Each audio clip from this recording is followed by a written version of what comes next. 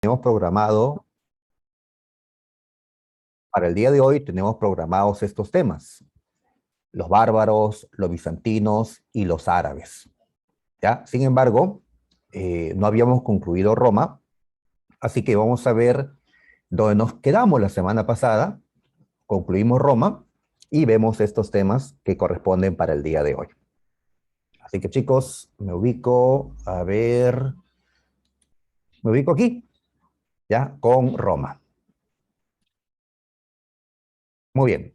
Habíamos estudiado ya bastante sobre la historia romana, bastante. Nos habíamos quedado, nos habíamos quedado acá, ¿ya? Recordemos, rápidamente, muchachos. Decíamos que la historia romana se divide en tres grandes etapas: la monárquica, la republicana y la imperial. En la monarquía, pues se vivieron los orígenes de Roma. En la República, que es un momento muy importante, por algo el más preguntado en examen de San Marcos, durante la República se vive internamente la lucha de los plebeyos por la igualdad ante la ley con los patricios, como también se viven las guerras civiles para poder hacer un reparto más equitativo de las tierras que habían sido conquistadas durante la gran expansión. Durante la República habíamos hablado de la gran expansión romana, sobre todo la victoria en las guerras púnicas contra los cartagineses. Y también habíamos destacado ese ordenamiento político que Roma adoptó durante la República, en su afán por evitar que una persona concentre el poder y abuse del mismo, ¿no? Vamos a continuar entonces a partir de aquí. Nos ubicamos todavía en la etapa republicana. Ya estamos a finales de la República Romana. Concluimos esta república y entramos al imperio, ya la tercera parte de esta historia romana. Muy bien, ¿dónde nos quedamos? Pues aquí, en la llamada Segunda Guerra Civil. Esto se vivió en el siglo I antes de Cristo, ya a finales de la historia republicana de Roma. ¿Quiénes fueron los protagonistas de esta Segunda Guerra Civil? Pues Julio César y Pompeyo. Ellos habían sido compañeros, miembros del primer triunvirato, recordarás, junto con Craso, que para este momento de la guerra civil pues ya había muerto, allá en Mesopotamia. Julio César y Pompeyo van a protagonizar una lucha por el poder, ¿ya? Ahora, recordemos aquí que detrás de ellos habían dos grupos políticos que justamente rivalizaban por el control del Estado romano en este tiempo. ¿Cómo se llamaron estos grupos políticos? San Marcos nos preguntó por esto. Detrás de Julio César se encontraba el Partido Popular, un partido de patricios, pero que decía estar de acuerdo con las exigencias de la plebe, por ejemplo, la reforma agraria, ¿no? Y detrás de Pompeyo estaba el partido senatorial, el partido de la élite patricia, ¿no? El partido de aquellos patricios ricos, latifundistas, que rechazaban las reformas, que querían la continuidad de la situación existente. Así que ellos se enfrentan en la Segunda Guerra Civil. ¿Ya? Ahí está, ¿no? Muy bien. En esta guerra, el victorioso fue Julio César. ¿Ya? Derrota a Pompeyo en la batalla decisiva de esta guerra, la batalla de Farsalia. Pompeyo logra huir, termina refugiándose en Egipto, donde va a encontrar la muerte, y Julio César fue hasta allá a buscar a su rival. Julio César, ¿qué pretendía con esto? Pues Pompeyo lideraba a las fuerzas del Senado o del partido senatorial, ¿no? ¿Ya? Y si lograba vencerlo, a él y al Senado, Julio César sería el amo de Roma. A la fuerza tomaría el control total de la República Romana. La República estaba en peligro de desaparecer. Recuerda que en la República nadie debía gobernar con todo el poder ni de por vida.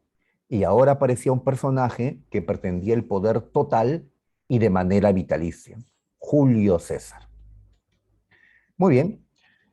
Tras esto, entonces, se implanta la dictadura de Julio César, ¿ya? Luego de esta victoria en la Segunda Guerra Civil. Muy bien, César, como vamos a llamarle, va a ser convertido en dictador vitalicio. No fue el primer dictador vitalicio, ya antes lo había sido Sila, solo que Sila representaba los intereses del partido senatorial. En cambio, Julio César era del Partido Popular, cosa que al Senado pues no le agradó para nada, ¿no? Ahí está. No olvides lo que es un dictador, ¿no? Un dictador en la República Romana es aquella persona a quien se le otorga el poder absoluto. Así es. Pero esta institución de la dictadura había surgido en la República Romana como algo temporal, como algo excepcional que solo debía durar 6 meses. Sin embargo, pues lo que César consigue es que se le renueve constantemente, ¿no? La dictadura y así poder ejercer una dictadura vitalicia. Muy bien, si esto se mantenía así, pues podemos decir que la República Romana desaparecería, porque el orden en el que fue creado la República, pues se está rompiendo con esto, con el establecimiento de una persona con el control absoluto sobre Roma. Muy bien, si a Julio César no lo hubieran matado, estaríamos hablando con él del inicio del imperio. Hombre pronto va a morir. Pero antes, ¿sabes? No lo matemos pues tan rápido a Julio César, ¿no? No. A ver, cuando César fue a Egipto a buscar a su rival Pompeyo, pues, y lo encuentra muerto, allí en Egipto se va a terminar aliando con Cleopatra. Cleopatra VII, ¿no? Para ser exactos, porque hubieron varias Cleopatras. Cleopatra era la reina de Egipto, pero a su vez era una rebelde, ¿no? Ya que estaba buscando el poder frente a su esposo, el faraón Ptolomeo. Cleopatra logra que Julio César le ayude en la toma del poder en Egipto. Y en efecto, Cleopatra llega a convertirse en la faraona. Cleopatra fue la última o el último faraón que tuvo pues Egipto en su historia, ¿no? ¿Y cómo consiguió Cleopatra el apoyo político de Julio César para lograr esta, ¿no?, empresa? Pues Cleopatra terminó siendo amante de Julio César.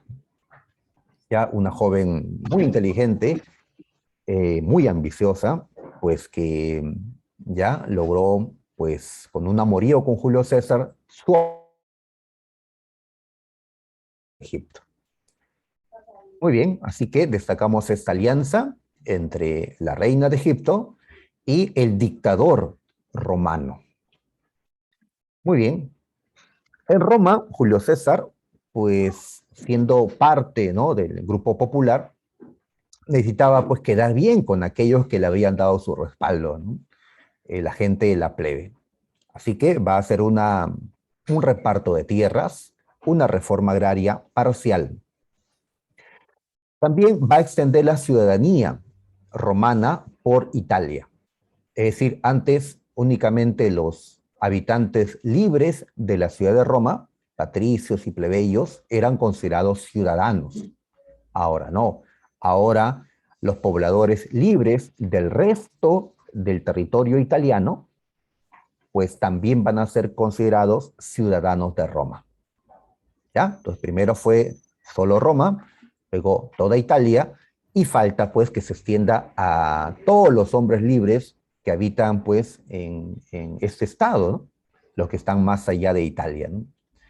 Otra reforma que se recuerda de Julio es el calendario. Un calendario que ellos traen pues de Egipto, ¿no? Para reformar el suyo. Hablamos del calendario juliano, un calendario que hasta ahora existe. Es un calendario que todavía algunos países utilizan en el mundo. Más adelante, en el siglo XVI, este calendario juliano fue actualizado por un papa Gregorio. Por eso el calendario actual que utilizamos nosotros le llamamos el calendario gregoriano. Pero este calendario gregoriano se basa pues en el calendario juliano y este a su vez se basa en el calendario egipcio. Muy bien. Ahora, Julio César no va a poder gobernar tanto tiempo como esperaba porque fue asesinado. ¿Quiénes lo van a matar? Pues gente del Senado, los senadores, los senatoriales. Ellos querían eliminar al dictador. Consideraban a la república.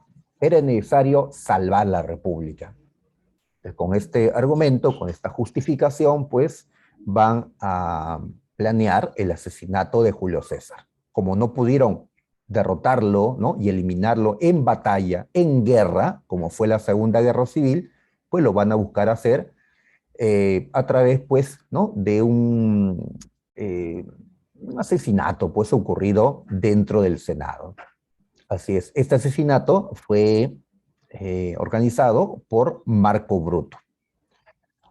Este Marco era descendiente de Junio Bruto, aquel general que había fundado la República.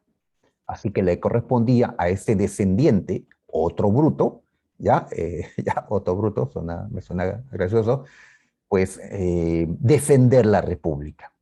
¿Ya? Y así Bruto y otros senadores pues terminaron apuñalando a Julio César cuando éste asistió a una sesión del Senado. Lo apartaron de su guardia de protección y pues lanzaron sobre él pues, ¿no? Sus puñaladas, ¿no?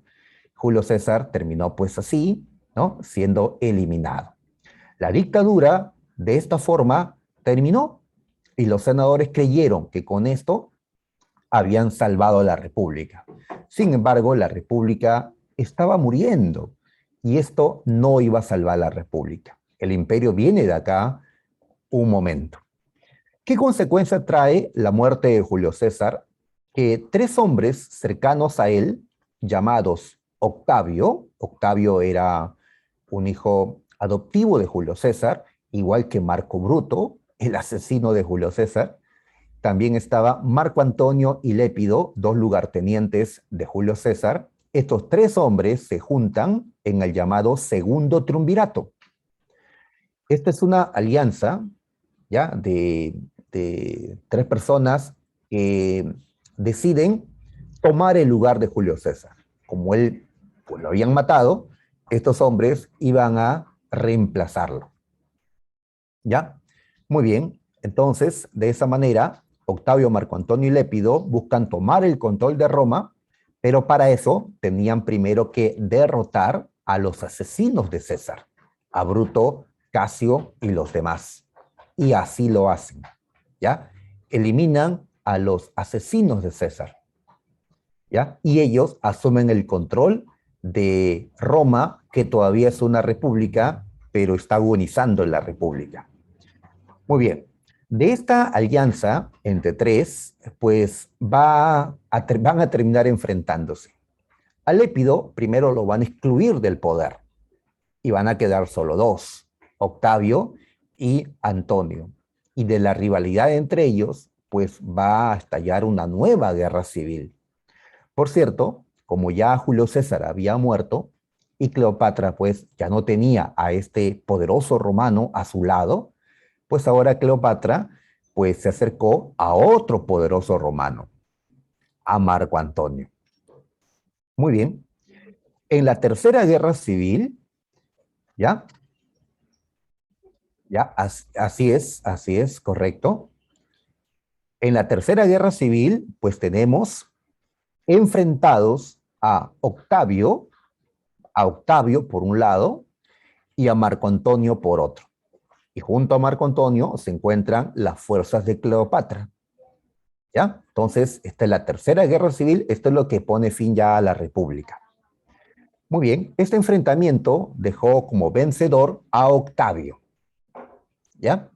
Muy bien, en el combate de Accio o Actium, en el 31 a.C., se da la victoria naval de las fuerzas de Octavio. Las fuerzas de Cleopatra, de Egipto y de Antonio fueron derrotados. Se suicidó y Cleopatra también. ¿Ya? Por lo tanto, de todas estas luchas, ya no está Julio César, ni Marco Antonio, no está Lépido, no está Cleopatra, el hombre que se convierte pues en el nuevo amo de Roma es pues Octavio. ¿Ya? Y con Octavio, ¿qué es lo que va a surgir? Pues va a surgir el Imperio Romano.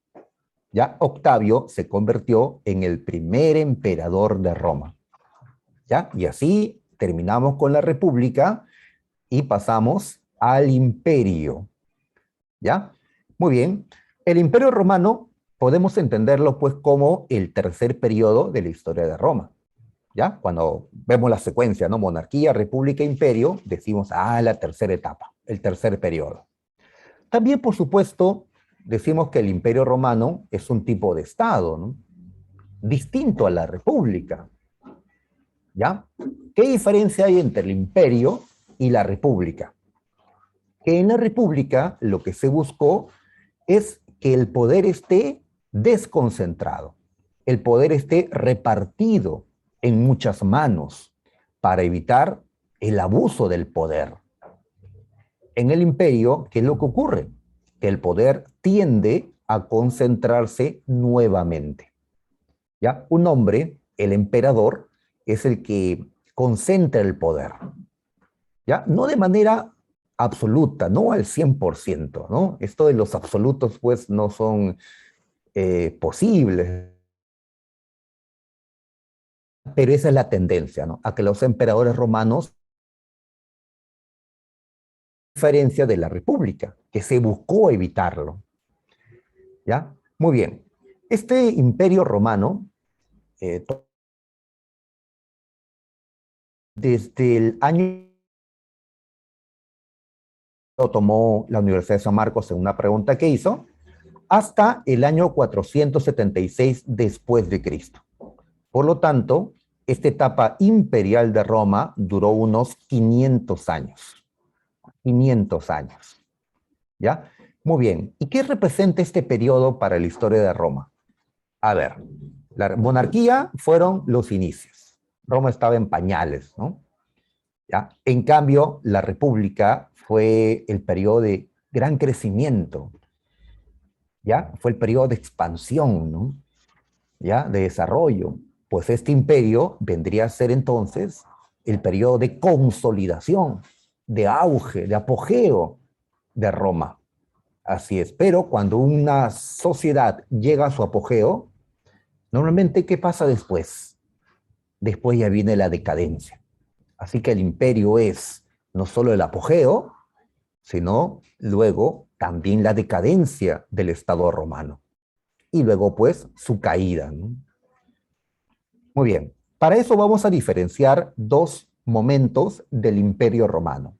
El Alto Imperio, también llamado Principado, corresponde al auge de toda su historia romana. En cambio, lo que sigue, el Bajo Imperio, que vemos en un ratito, corresponde ya a los años de crisis, ¿ya? A la decadencia. Este Alto Imperio viene a ser desde el 29 a.C., cuando asciende Octavio al poder, hasta el año 235 después de Cristo. ¿Ya? Hasta ahí tenemos el Alto Imperio. ¿Ya? Muy bien. El poder se concentró en el emperador. A los emperadores de este Alto Imperio se les denomina príncipes. Príncipes, diríamos en nuestro idioma. Princeps significa primer ciudadano. Ellos trataron de aparentar que la república, el gobierno de los ciudadanos, se mantenían. Así que al emperador se le va a conocer como el princeps, el primer ciudadano. Pero ¿realmente la república se mantenía? No, ¿ya? No, porque el orden republicano se había roto casi totalmente.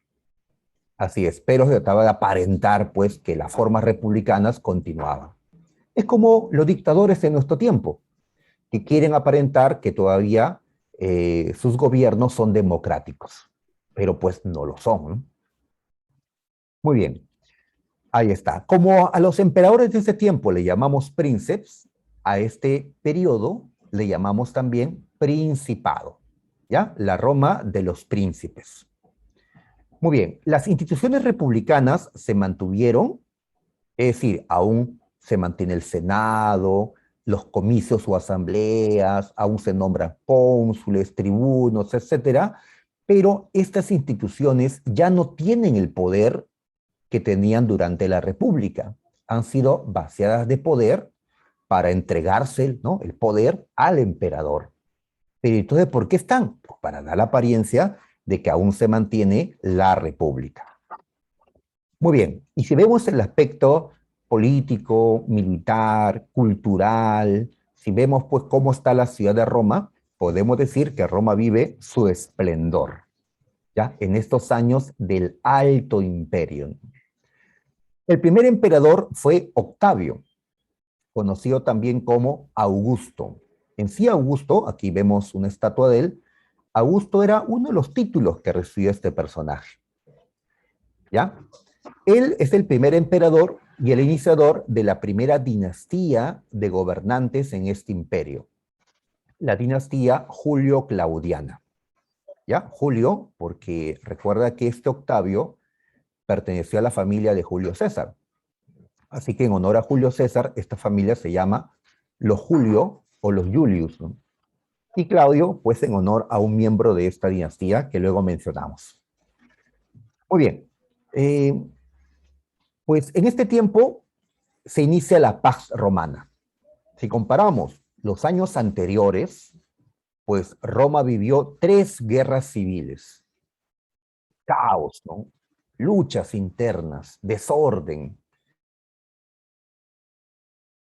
Durante el gobierno de este Octavio o Augusto, que duró casi 50 años, no se dio una nueva guerra civil. Roma va a vivir con cierta estabilidad política.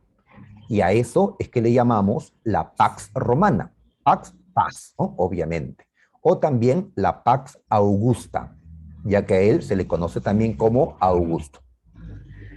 Y cuando hay pues esta estabilidad política, pues hay mayores posibilidades de crecimiento económico, de crecimiento cultural, y justamente esto se va a vivir en estos años del Alto Imperio. Una institución que surge en tiempos de este emperador es la Guardia Pretoriana. Una guardia que va a estar permanente en Roma para darle protección al emperador. ¿Ya? Muy bien, pero no siempre va a ser así. Los pretorianos, estos soldados de élite que se encontraban en la capital, muchas veces ellos decidieron si el emperador lo seguía haciendo o si era sacado del poder, ya que los pretorianos, al ser pues los soldados que estaban en el entorno del emperador, conocían bien su política y si les convenía o no, podían pues buscar pues eliminarlo o mantenerlo. Así que el emperador tenía el poder, es cierto, pero no total, hemos señalado, ¿no? Están los pretorianos, está todavía el Senado, ¿no? Que pues podía maquinar también al respecto, ¿no? Muy bien. Se vive en estos tiempos el momento de mayor desarrollo cultural de Roma. Es decir, las artes, las letras, ¿no?, romanas van a florecer en este tiempo, más que antes. Por eso hablamos de un siglo de oro de la cultura romana, el siglo de Augusto. Y para esto, el Estado va a poner de su lado, ¿no? Va a apoyar a los artistas a través de un consejero del emperador llamado Mecenas. mecenas va a buscar apoyar a los artistas. Ellos que apoyen a los artistas se le va a conocer como mecenas, en honor a este consejero de Augusto.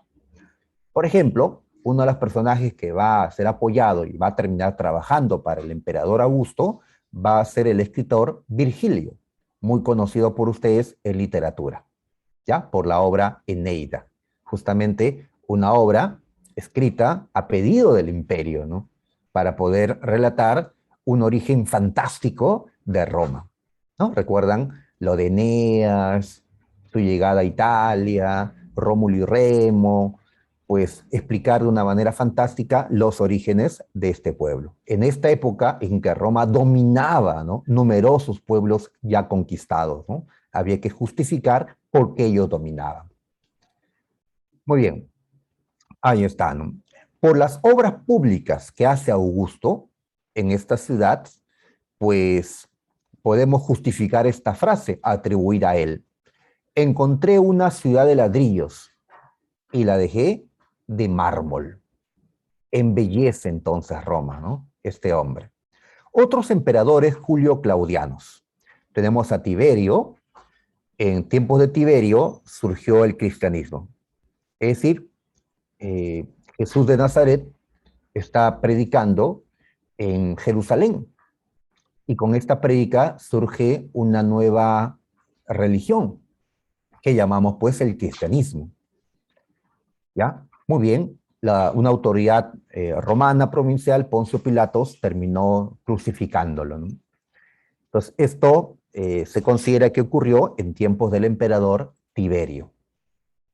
¿Ya? El cristianismo surge y comienza a difundirse en el interior del Imperio Romano. Muy bien, está Calígula como otro emperador Julio Claudiano, un emperador nocivo para Roma.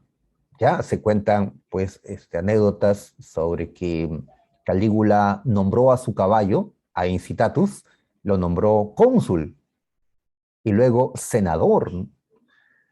Calígula era un personaje nocivo, era un asesino, era un hombre muy cruel, así lo entendieron los pretorianos, quienes terminaron asesinándolo.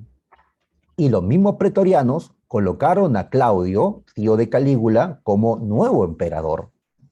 Al parecer, Claudio, pues, era de carácter débil y los pretorianos creyeron, pues, que podía ser hasta manipulado, no como Calígula, que quería manipular más bien a los pretorianos. En tiempo de Claudio se conquistó Britania. Así le llamaban a esta isla que está al norte de Europa, lo que nosotros actualmente llamamos Gran Bretaña o Inglaterra. Así que en el imperio siguen las conquistas, ¿ya? Son las últimas conquistas. En sí, las mayores conquistas territoriales se dieron en los años de la República. En el imperio ya se dan las últimas conquistas para alcanzar la máxima expansión territorial. Nerón, el último de esta dinastía julio-claudiana. A Nerón se le atribuye el incendio de la ciudad de Roma. Digo atribuye porque no está confirmado plenamente que realmente él haya mandado quemar la ciudad, ¿no? Pero pues en los textos ahí lo ponen pues a Nerón, ¿no? Como el autor de esto. Muy bien, cuando se le quiso culpar a él, Nerón dijo, no, yo no fui, fueron ellos, fueron los cristianos. Este grupo, ¿no?, que estaba difundiéndose inclusive ya por la ciudad de Roma y que tenía para estos años bastante rechazo, sobre todo con la élite, ya que el cristianismo se difundió más por los sectores bajos. Decían por eso que el cristianismo era una religión de esclavos, ¿no?, cuando surgió. Muy bien, los cristianos fueron perseguidos entonces por el emperador Nerón, acusados de ser los responsables del incendio de la ciudad de Roma. ¿Ya? Una pregunta clásica que solemos hacer es, pues, ¿en qué momento empezó o con qué emperador empezó la persecución contra los cristianos en el Imperio Romano? Pues Nerón, ¿ya? Nerón. Inclusive, dos importantes líderes cristianos, Pablo, fueron pues ejecutados en ese tiempo. Pero Nerón también fue víctima de los pretorianos, quienes van a buscar pues eliminarlo. Nerón terminó suicidándose. Y así dejamos la dinastía Julio-Claudiana, empezó otra, la de los Flavios. Aquí destacamos al emperador Vespasiano. Vespasiano, ¿ya? Quien inició la construcción de una obra pues colosal en Roma, que hasta ahora está de pie, el famoso Coliseo Romano o el Anfiteatro Flavio, ¿ya? Flavio por el nombre de la familia que la edificó, ¿sí? Así se ve pues actualmente esta maravilla, porque así es considerada, ¿no? Una de las maravillas, según pues, ¿no? La decisión que se tomó hace unos años, ¿no? Donde Machu Picchu también fue considerado entre las nuevas maravillas. Muy bien, ahí está. Ahora, no olvidemos que el Coliseo Romano era un escenario donde la gente iba a observar la lucha entre gladiadores. ¿Ya? Digo esto porque a veces confundimos entre el Coliseo y el circo, que no es lo mismo, ¿no? El circo, ¿ya? Era el escenario de carrera de caballos, era el hipódromo. En cambio, el Coliseo era donde, pues, luchaban los gladiadores hasta la muerte, ¿no? ¿Ya? Y el Coliseo más importante era, pues, este Coliseo Máximo, Gran Coliseo, o, pues, el Anfiteatro Flavio. ¿Ya? Muy bien, ahí está. Vespasiano lo construye, pero no lo inaugura porque no se terminó. Pues ya con su hijo Tito es que se inauguró el Coliseo Romano. ¿Ya? Como verás, entonces, este Coliseo tiene casi 2000 años de existencia, ¿no? Y está todavía de pie, ¿no? Muy bien, sigamos a ver. Otra dinastía que reinó fue la Antonina. Aquí destacamos cómo el Imperio Romano llega a su máxima expansión. ¿Ya? Como verás en este mapita, pues estos son los límites máximos. ¿Ya? Ya hemos dicho que se conquistó Britania. ¿Ya? Esta parte ya indicar otros territorios. Por ejemplo, Dacia, que se encuentra, ¿no?, acá, al norte de los Balcanes, y Mesopotamia, territorios que fueron conquistados en estos tiempos. Estamos en el siglo II después de Cristo. Trajano es el emperador, el último conquistador que tiene el Imperio Romano, el último emperador que hace conquistas territoriales, ¿ya? Y con él entonces se alcanza la máxima expansión territorial, justamente lo que se ve en este mapa, es lo que corresponde al reinado de Trajano. ¿Ya? Ahí están. Ahora, algunos de estos territorios se van a perder años después. Por eso lo normal, cuando vemos un mapa del Imperio Romano, es verlo sin esta parte, sin Dacia, sin Armenia, sin Mesopotamia, ¿ya? Todo lo demás. Todo lo demás sí se conserva, ¿no? Pero estos territorios últimos que fueron conquistados por Trajano, pues se conservaron poco tiempo. ¿Ya? Así que decimos que fueron estos años, no antes, tampoco después, porque después se pierden algunos territorios. En este tiempo, ¿ya?, es cuando el Imperio Romano tiene su máxima expansión territorial. Ahora, un problema que va a ocasionar esto, gobernar, ¿ya?, controlar tremendo territorio. ¿Ya? Si actualmente, ¿no?, es complicado, en el pasado, ¿no?, hace 2000 años, con mayor razón. Con mayor razón. Y esta es justamente una razón de por qué el imperio entra en crisis, debido a la imposibilidad de gobernar de manera, pues, correcta, ¿no? Tremendo imperio. ¿Ya? Así es, ¿no? Como dicen, el que mucho abarca poco aprieta, ¿no? A veces nos extralimitamos y perdemos el control de las cosas, ¿no? Muy bien, el siguiente emperador, Adriano, él no conquistó ya nada. A Adriano más bien se le resalta porque él establece los limes o líneas fronterizas del imperio, ¿ya? Los límites del imperio. ¿Ya? Limes, límites. Y esto fue una pregunta de la Universidad de San Marcos, ¿no? Los limes. Muy bien. Para eso se tomaron en cuenta fronteras naturales, que pueden ser ríos, mares, desiertos. Y si no había algo natural, pues una frontera artificial, construir una muralla, como va a ser el muro de Adriano, construido pues como límite en Britania, en esta isla al norte. Mm, Muy bien. Entonces, ¿qué podemos decir con esto? Que Roma, al encerrarse entre murallas, ¿ya? Decide ya no expandirse más. Ahora dejó de ser un imperio expansivo para dedicarse a defender lo que tenía, ¿ya? Y tal vez esto es el inicio del fin del imperio. ¿Debido a qué? Debido el Estado romano había vivido todos estos años, ¿ya? Hay un pequeño micrófono que nos está distrayendo. ¿Ya? Gracias, gracias. El Estado romano había vivido del saqueo de los recursos. El micrófono, por favor. Ya, tío.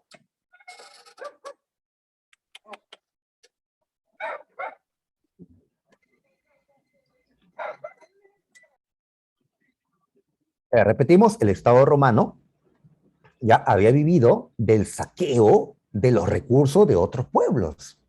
¿Ya? Conquistaban y se llevaban pues sus tesoros, ¿no? Esclavizaban a la gente, tomaban las tierras, le entregaban pues a su gente.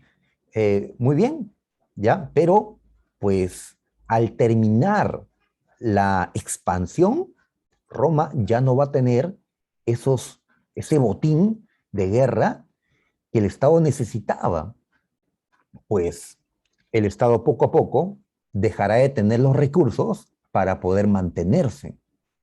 Ese es el problema, pues, cuando se vive del saqueo, ¿no? De otros. Si dejas de hacerlo, pues luego caes en problemas, ¿no? Muy bien. Otra dinastía que reinó también en este alto imperio fue la dinastía Severa. Aquí destacamos al emperador Caracalla, quien concedió la ciudadanía romana a todos los hombres libres del imperio.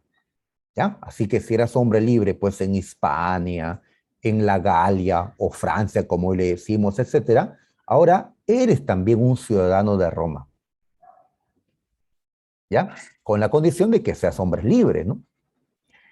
Muy bien, esto se hizo para poder, así como te entrego derechos, ahora tienes también los mismos deberes que un ciudadano romano.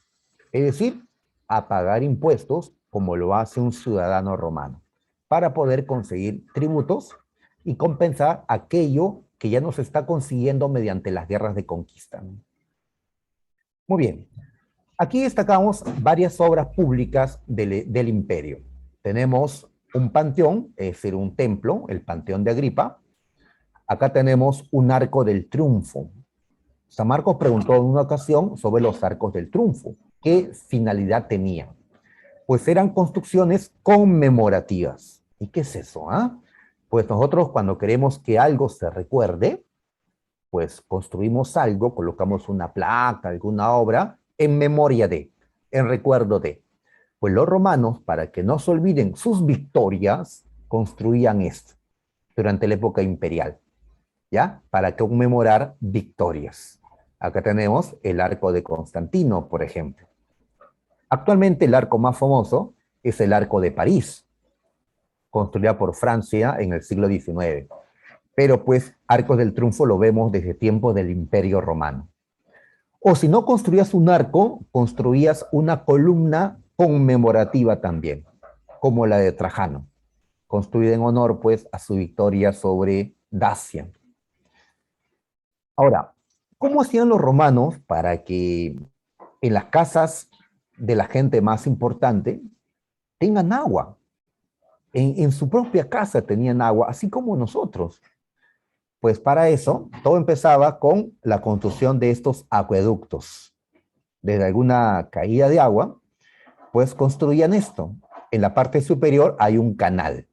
para conducir el agua. Así que se levanta toda esta estructura de kilómetros y kilómetros para poder transportar el agua. Por supuesto, para que el agua fluya, tiene que haber una, pues, cierta caída, ¿no? Acá hay que ver, pues, los ángulos, ¿no? Para que el agua pueda transcurrir, ¿no? Y llegar, pues, a donde estaban los romanos. En recuerdo a esto, tenemos el acueducto de Segovia en España. Por ejemplo, ¿a dónde terminaba, pues, esa agua? A las termas. Las termas eran baños públicos, inclusive calentaban el agua, ¿no? Y los romanos acudían acá para, pues, no solo asearse, sino también, pues, socializar, ¿no? Eh, Como en esta terma de Caracalla, que fue la terma más famosa, pues, en tiempos del Imperio Romano. Muy bien, tenemos entonces obras para distracción, ¿no? Como las termas, también el Gran Coliseo. Tenemos también, pues, obras para conmemorar, como los arcos o las columnas. Y también, pues, ¿no? De carácter religioso, como los panteones. Muy bien. En el siglo III, el Imperio Romano entra en crisis. Esto ante una lucha por el poder que se extendió durante 50 años. Una lucha por el poder entre caudillos militares. A estos años le llamamos los de la anarquía militar, ¿ya? Y es lo que marca la crisis, el inicio de la crisis del imperio, ¿ya? Muy bien, esta lucha interna por el poder que se suma, pues, a la crisis económica, a la crisis social del imperio, como también a la presión de los bárbaros que desde las fronteras comienzan a intentar ingresar al imperio romano. Estos años de crisis para el imperio son conocidos como el Bajo Imperio o el Dominado. ¿Ya? Desde el año 284, cuando acaba esta anarquía, hasta el año 476, cuando Roma finalmente cae tomado por los bárbaros. ¿Ya? Muy bien. Durante este periodo, durante estos últimos 200 años de la historia romana, podemos hablar ya, ahora sí, de un gobierno absolutista en Roma, porque los emperadores de este tiempo lograron concentrar más el poder.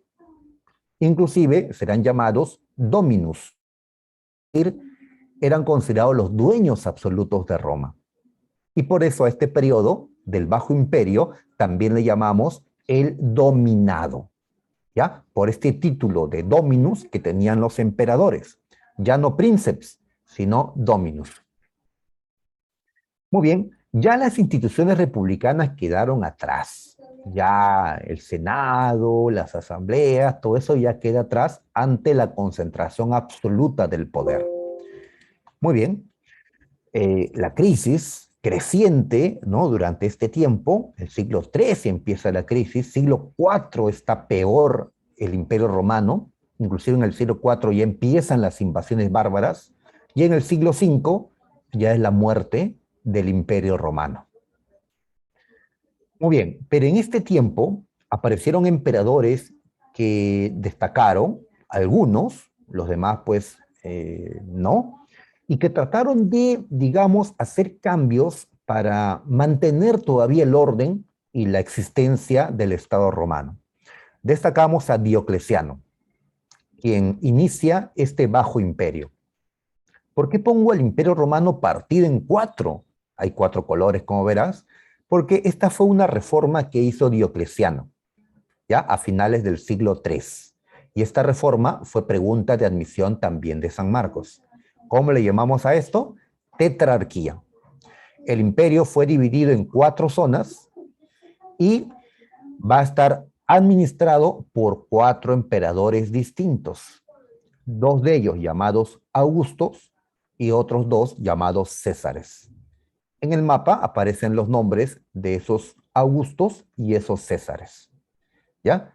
Muy bien, como verás, Diocleciano pues se mantuvo en el poder, pero ya no era el único gobernante, sino era uno de los cuatro. Era un Augusto, ¿ya? Como vemos, gobernando esta zona oriental. ¿Para qué se hizo la tetrarquía? Para facilitar la administración del enorme territorio del imperio.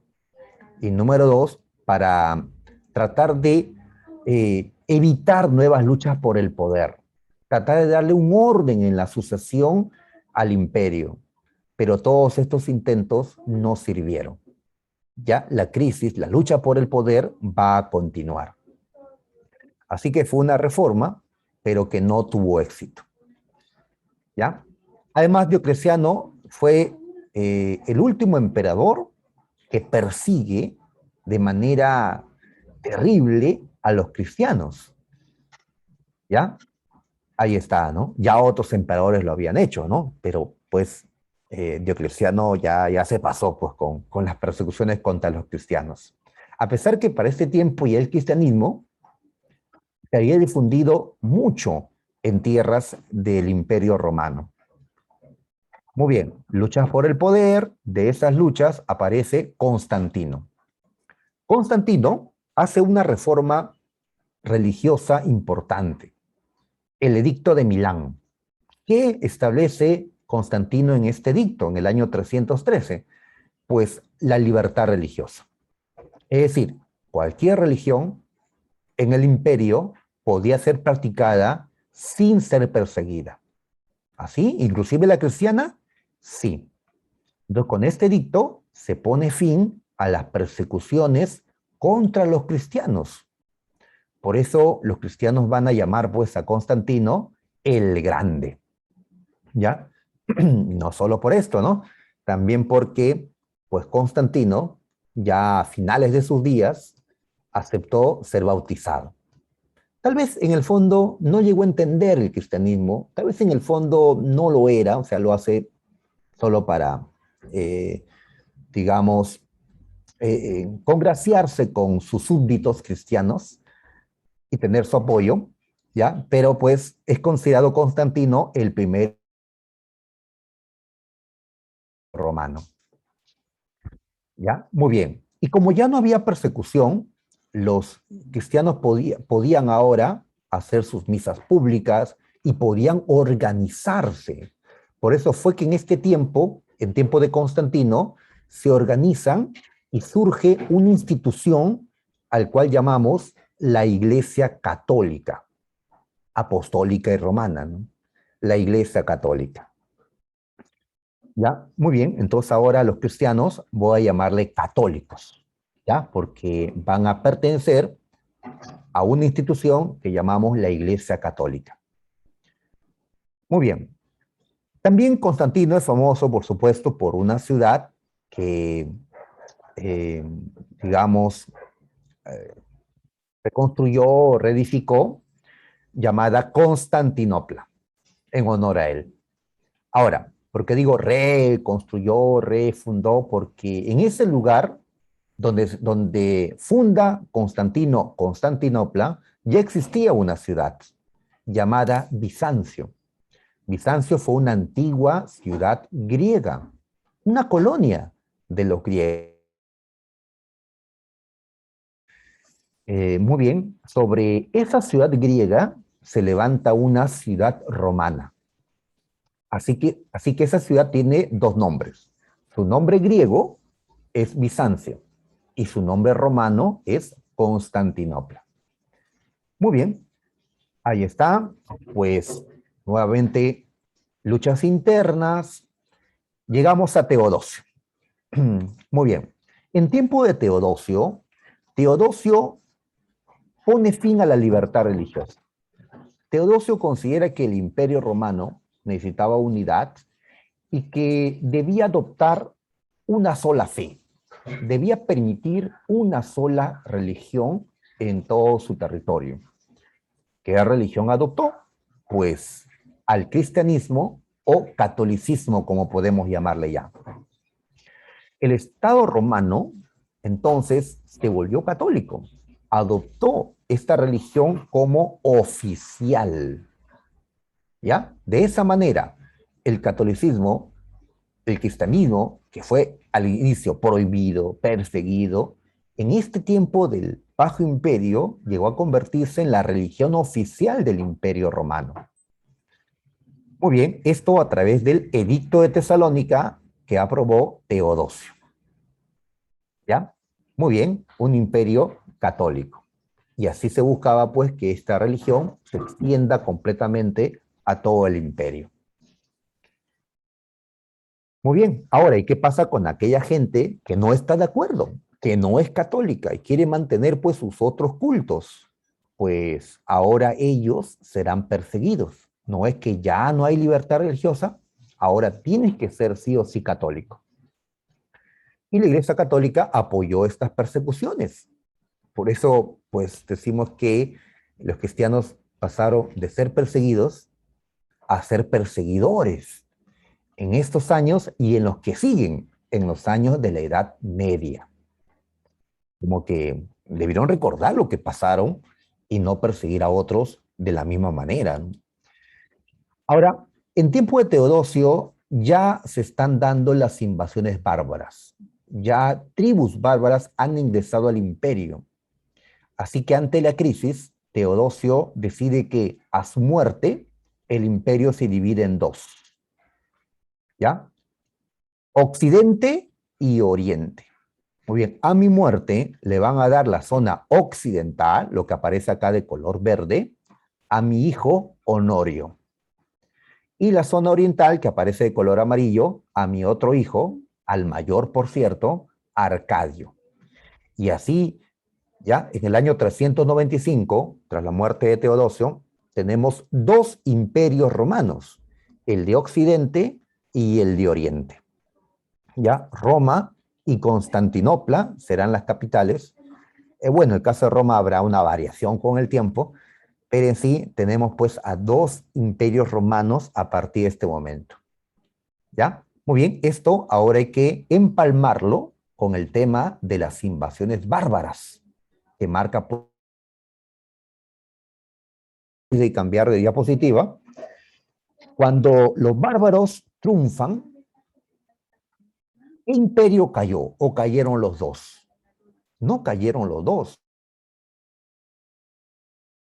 Es la caída del imperio romano de Occidente. Oriente va a seguir viviendo. Muy bien, entonces vamos a dejar esta diapositiva que trabajamos la semana pasada. Faltaba esta parte. Ahora vamos pues con la que corresponde al día de hoy.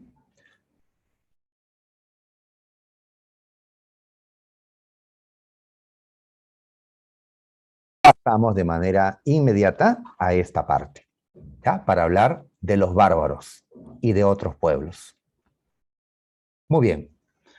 Para hablar de este tema, tenemos que ubicarnos en los siglos 4 y 5 después de Cristo. Ya a partir de aquí todo es después de Cristo, ¿eh? Desde el Imperio Romano, empezamos esto a decir después de Cristo, porque justamente Cristo fue crucificado a inicio del Imperio Romano, pues todo es después de Cristo ya. Invasiones bárbaras. ¿Qué es esto, no? Pues un proceso por el cual pueblos a los que Roma les va a llamar bárbaros van a ingresar violentamente al interior del Imperio Romano, ¿ya? Y van a terminar destruyendo al Imperio Romano de Occidente. Ingresaron a ambos imperios, el de Occidente y el de Oriente, pero el que cae únicamente fue el de Occidente, ¿ya? En el siglo V después de Cristo. Muy bien. Cuando hablamos de los bárbaros, estamos hablando de dos grupos, sobre todo de dos grupos de pueblos. Los bárbaros germanos y los bárbaros hunos. Los germanos son de Europa. Los hunos provienen de Asia, pero llegaron a Europa a participar también aquí. El feudalismo. Ya el feudalismo es el sistema de producción que se va a ir construyendo, ¿no?, a lo largo de la Edad Media. Así es. Así es. Con las invasiones bárbaras ingresamos a la Edad Media y en esa Edad Media pues se va a construir el sistema feudal. Muy bien. Pero ¿a quiénes llamaban bárbaros los romanos? Les llamaban así a aquellos pueblos que vivían fuera de sus fronteras, fuera de sus limes. o líneas de frontera. ¿Ya? Así es. O sea que los pueblos que habían sido ya conquistados por Roma y que se encontraban, por lo tanto, dentro del imperio, a ellos no se les llama ya bárbaros. ¿Y por qué no? Porque esos pueblos que estaban al interior habían sido romanizados. ¿Y qué significa eso? Que esos pueblos habían asimilado, en parte o en todo, habían asimilado la cultura romana. ¿Ya? Ahora, muchos de esos pueblos conquistados sabían latín, la lengua romana, o habían asimilado pues la religión de Roma, que por cierto ya no es pues el culto a Júpiter o a Marte, sino el culto católico, ¿ya? Como también costumbres o el derecho romano, etcétera. En cambio, los pueblos que vivían más allá de las fronteras romanas, esos pueblos, como no habían sido conquistados, no habían asimilado la cultura romana, no hablaban latín, no tenían su cultura, no tenían sus costumbres. Por eso los romanos le llamaban bárbaros. La palabra bárbaro tiene doble significado. Uno, llamar bárbaro al extranjero. Y número dos, llamar bárbaro a aquel que tiene una cultura inferior a la tuya. ¿Ya? Y como esos hombres no hablaban su idioma, no tenían su cultura, los romanos los consideraban inferiores. Muy bien. Pues para eso, para entender mejor las cosas, veamos un mapa para ubicar a estos grupos bárbaros. ¿Ya? A ver, veamos. Acá tenemos el mapa. Muy bien, como verás, de color anaranjado está el imperio de Occidente y de color rosado el imperio de Oriente. ¿Ya? Muy bien. ¿Dónde están los bárbaros? Aquí. Pues aquí, donde dice Germania. Donde dice Germania, pues acá vivían las tribus germanas. Un romano llamado Julio César, que ya conocimos, fue el que le puso ese nombre, ¿no? ¿Ya? Le llamó Germania a este lugar, germanos a esta gente. Muy bien, en este lugar vivían diferentes tribus, llamados francos, suevos, lombardos, vándalos, visigodos, ostrogodos, pues todos ellos eran germanos, ya que todos ellos vivían en esta tierra a la que Roma denomina Germania. ¿Dónde se encuentra este territorio? Como verás en el mapa, se encuentra al este, una frontera natural del Imperio Romano, y al norte del río Danubio, que es otra frontera natural del imperio de la naturaleza que sirve de frontera, un río importante, ¿no? Así que Germania era la tierra que se encontraba más allá del Rin y Danubio, en la zona noreste de Europa. ¿Ya? Muy bien. Entonces, acá hay un conjunto de tribus que van a terminar atacando a los romanos y destruyendo al imperio de Occidente. Ahora, también había otro pueblo bárbaro que destacamos aquí, los hunos. Pero los hunos no eran de Europa. La fecha nos indica que ellos vienen desde Asia Central. ¿Ya? Se están acercando por acá, ¿no? Por el norte del Mar Caspio, por el norte del Mar Negro, van a llegar, ¿a dónde van a llegar? A las espaldas de los germanos. ¿Ya? Y los hunos van a empujar, entre comillas, iniciando las invasiones bárbaras. Ahora, ¿por qué se movían estos pueblos? ¿Por qué los hunos se movían? ¿Por qué los germanos se movían? Una razón será, pues, ¿no? La búsqueda de recursos. Otra razón será, pues, el afán de conquista. Otra razón, que es particular para este tiempo, era el cambio climático. Porque en el tiempo han habido cambios climáticos naturales. ¿Ya? Se habla de tiempos de más frío en estos años, siglo IV, siglo V, y que propició que las poblaciones se movilicen buscando lugares, eh, encuentren mayores riquezas, ¿no? Favorecidos por ya mejores climas, ¿no? Hay movimientos de gente, hay migraciones, y esto pues va a tener como consecuencia la caída de Roma. ¿Quiénes eran los germanos? Tribus bárbaras de Europa, ¿ya? Que habitaron lo que los romanos llamaron Germania, ¿ya? Y nosotros llamamos pues Alemania. Acá colocamos más información sobre los germanos. Tenía una economía rural, ¿ya? Es decir, mientras los romanos vivían en ciudades, no todos, claro, pero destacamos eso, que los romanos, como antes los griegos, vivían en grandes ciudades. Roma, pues, era la ciudad más poblada, la más importante para este tiempo. ¿Ya? Acostumbrado toda esta gente que vivía en Roma, pues, a la vida urbana, que es distinta, pues, a la vida en el campo, ¿no? Mientras en el Imperio Romano predomina el modo de vida urbano, pues entre estos germanos predomina la vida rural, la vida en el campo. Y allí se dedicaban pues al pastoreo de animales, a una agricultura poco desarrollada o al trueque. Trueque. Ese es el comercio sin dinero. ¿Y por qué no usan dinero? Pues porque no tenían. Ellos no tienen una economía monetaria, lo cual es una evidencia de una economía, pues, poco desarrollada. En cambio, Roma, los griegos antes, pues, el dinero, ¿no? Monedas, acuñaban monedas, y esto, pues, nos indica un nivel mayor de desarrollo económico. Muy bien. Y en el aspecto cultural, en el aspecto tecnológico, que estos pueblos germanos. ¿Ya? Por algo Roma, pues, le decía bárbaro, ¿no? Un término que alude, pues, a que eran inferiores a ellos. Ya, serán inferiores en estos aspectos. Pero, ¿en qué aspecto los germanos o bárbaros van a ser superiores a los romanos? ¿Ya? En cultura no, en la guerra sí.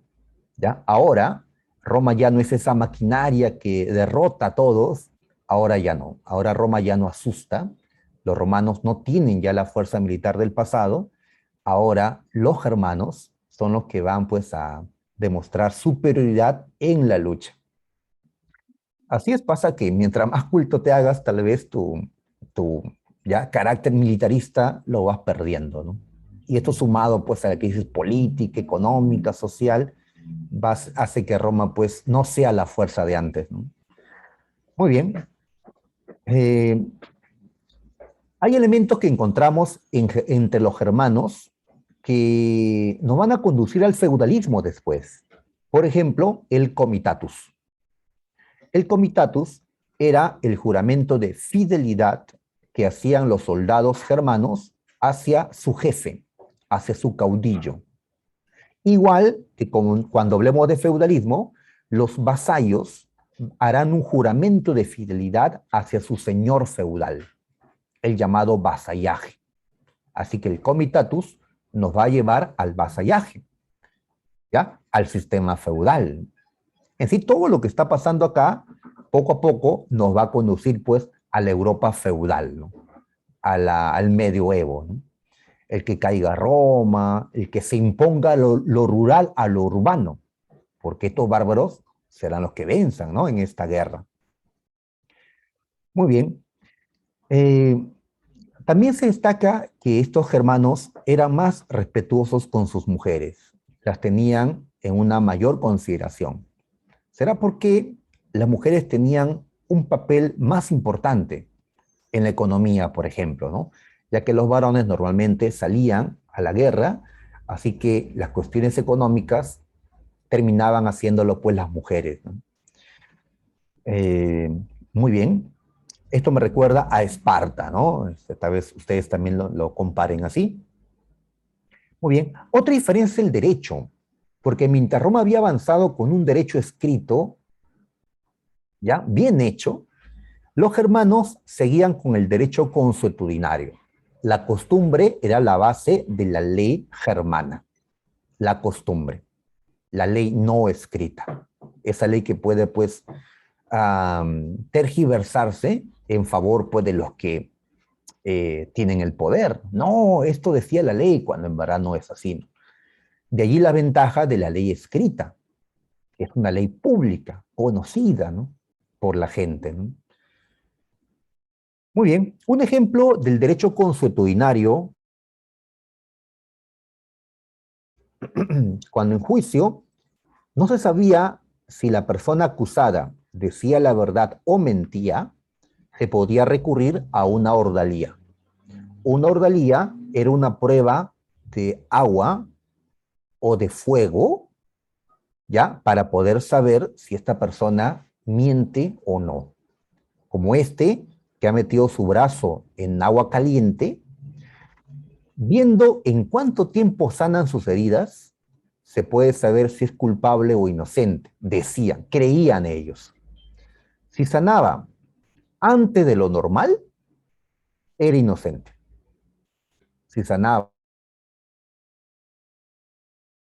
era culpable. ¿Por qué era inocente si sanaba antes? Porque los dioses le ayudaron a curarse antes de tiempo, para evitar que sea condenado. Y si los dioses te ayudan, es porque eres inocente, eres justo. Esto como que no tiene mucha lógica, ¿no? Pero pues era parte de las creencias, parte del derecho consuetudinario germano, y que será introducido a la Europa feudal años más tarde, ¿no? Porque estos germanos son los que terminaron pues ganando esta guerra, repito, ¿no? Muy bien. Y la religión, pues estos germanos no eran cristianos en este momento. Ellos tenían una religión politeísta, donde el padre de los dioses, digamos, era Odín, el dios de la guerra. Y habían dioses muy populares como Thor, ¿ya? El dios nórdico, ¿ah? No el vengador, por favor, Thor. Muy bien, ahí está. ¿Cuándo estos germanos se van a volver cristianos? Católicos, cuando ya invadan al Imperio Romano y poco a poco, ya conviviendo con gente del ex imperio que habían sido ya convertidos a la fe católica, es que van a terminar asimilando estas creencias. Muy bien. Ahora, antes que empiecen la migración pacífica, los romanos, el Imperio Romano le abrió las puertas a los germanos para que puedan ingresar pacíficamente. Esto ocurre en el siglo III y hasta el siglo IV. El ingreso pacífico de germanos al Imperio Romano. ¿Por qué Roma los deja entrar? Porque, a ver, ante la disminución de esclavos, ya que Roma ya no conquistaba, ya no está incorporando más prisioneros de guerra, Roma necesitaba más fuerza laboral, ¿ya? Gente que reemplace a los esclavos que están reduciendo su número. Así que dejan entrar a los germanos para que se conviertan en colonos, es decir, agricultores en los latifundios romanos, ¿ya? A esto le llamamos colonato. Estos germanos no son esclavos, estos que están labrando la tierra, pero tampoco son hombres totalmente libres porque al estar en una tierra que no era suya, van a tener que, pues, obedecer al dueño de la tierra. Esto nos recuerda a los siervos del sistema feudal, ¿ya? Este colonato evoluciona en la servidumbre, que veremos la próxima semana, ¿no? Ahora, también los aceptaron porque el Imperio Romano no tenía un ejército suficiente en número para defender tanta frontera que tenía. Necesitaba llenar el vacío en sus ejércitos con bárbaros. Así que los dejan entrar y los asimilan al ejército. Así que dentro del ejército romano habían bárbaros que supuestamente deben servir a Roma, defender a Roma.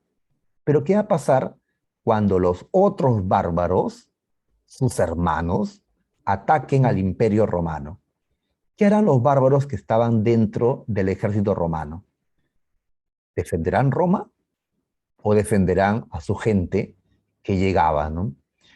Pues esto también es un problema que va a facilitar, pues, la caída de Roma. Esto como que no debió hacerse, ¿no? Pero ante la falta de tropas, el Imperio Romano, pues, lo hizo. A esto podemos llamarle germanización del ejército romano. Es decir, que en el ejército ahora existan un gran contingente de soldados que no son romanos, son bárbaros germanos. Muy bien.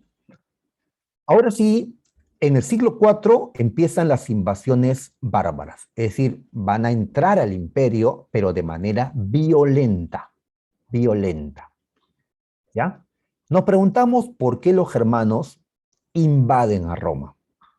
A ver, recuerda que hemos hablado de cambios climáticos.